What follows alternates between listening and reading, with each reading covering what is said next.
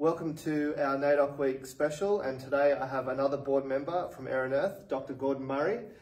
Gordan, what is it that you find amazing about First Nations cultures?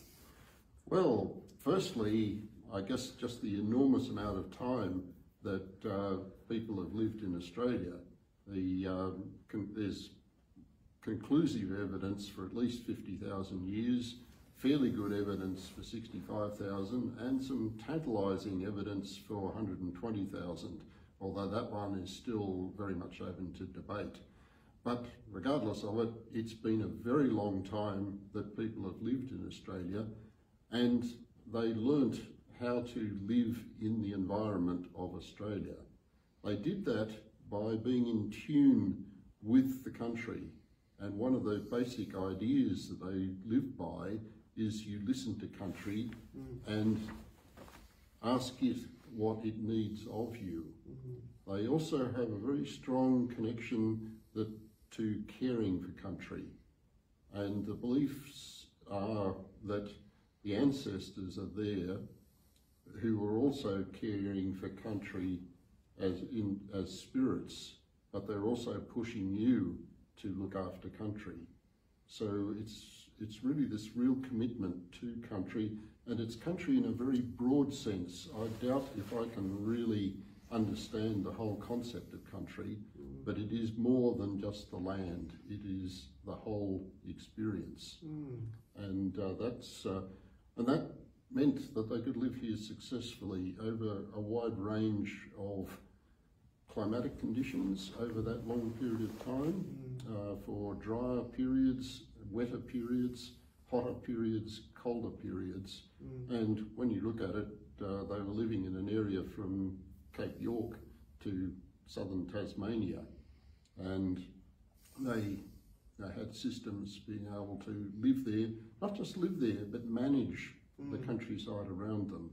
So the first Europeans who came to Australia marvelled at the whole landscape looking like an English manor. And then we disrupted that. And where the country had been quite stable, within about 80 years of initial contact from 1788, we were looking at catastrophic wildfires. And there's very little evidence of them before that time period in the late 1800s.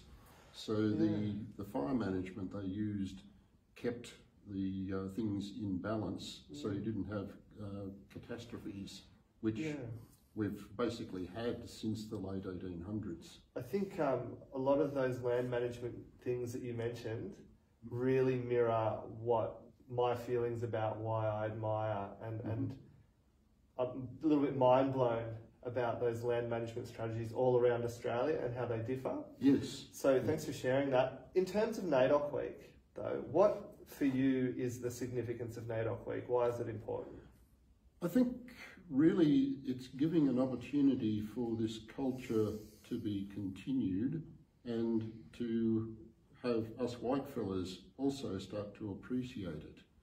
It's only in recent years that quite a lot of sort of the new arrivals to Australia have started to appreciate what Australia is and how we need to look after it. And this is unique, and we need to manage Australia in a different way than, say, Europe is managed, because that's totally a different environment. Our ancestors came, or my ancestors in fact came out in the 1800s mostly, and they came from a European experience of how you actually live successfully there.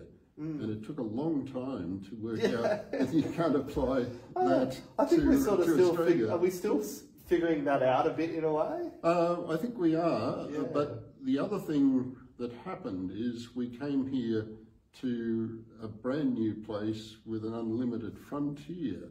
So we had a feeling that we could go in and there was always more to develop. And so, whereas in Europe, I think most of my ancestors came here because they'd run out of space in Europe. There were depressions, and Europeans were leaving for better a better life. So so that's basically the mindset of people. I've got a note that my grandfather wrote home from Egypt in 1915, where he describes the Egyptians just scratching the surface and imagining how well they'd do if they actually had a plough.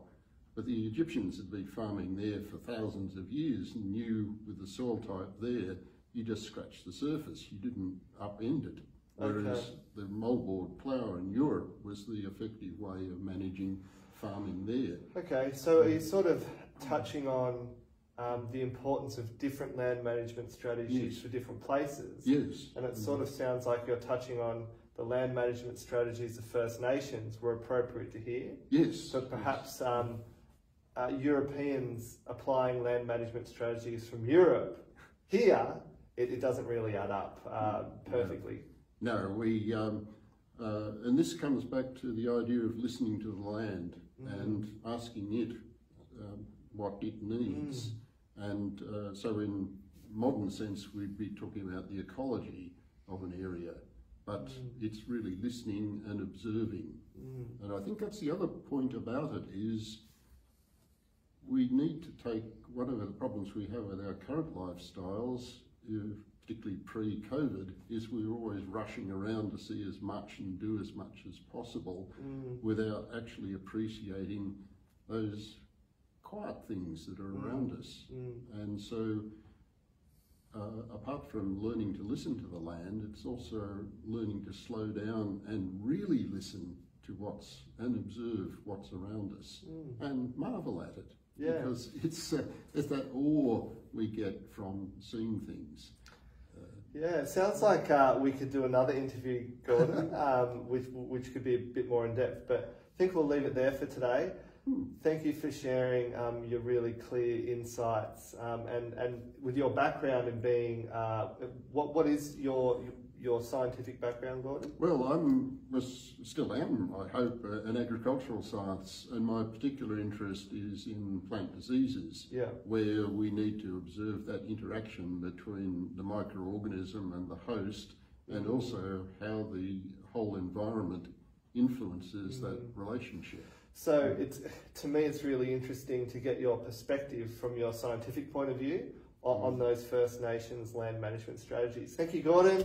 Thanks, Ben. No worries.